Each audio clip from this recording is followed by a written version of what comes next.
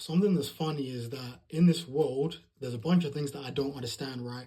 Like when people would say the phrase like, "Oh, I'm at sixes and sevens," or "this football team's at sixes and sevens," I never understood it, right?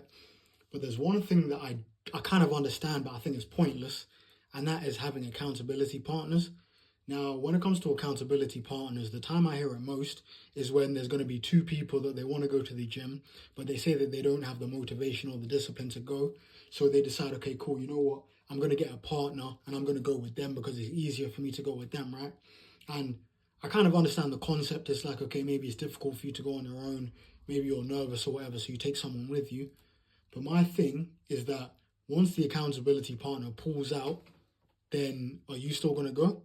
Because, for example, what's going to happen is let's say you say, okay, I'm going to the gym 4 days a week, going Monday, Tuesdays, going Friday, Saturday, right, with this person.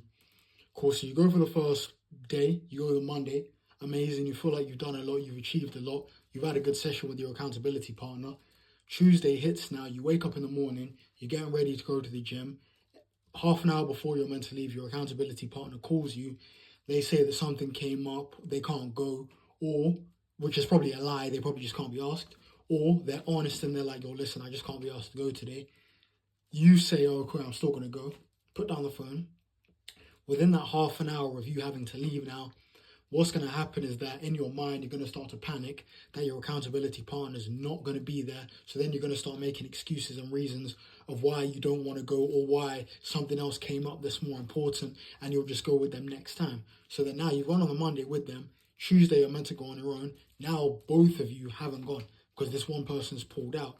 And then it makes me think that if you're not motivated and disciplined enough to be able to take action and do something on your own, then do you really care about it enough? For you to have to rely on another person for you to get things done, I think it's a very dangerous and it's a very slippery slope.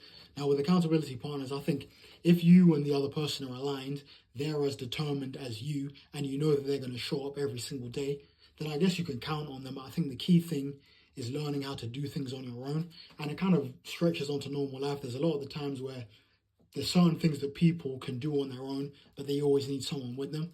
For example, let's say I need to go to central London, I need to get some clothes or whatever. In my head, I would always do that on my own. I don't need anyone with me.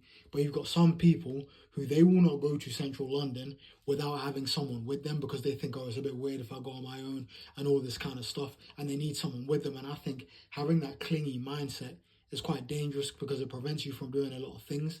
I know a lot of people are nervous to go into places and eat alone and all that kind of stuff.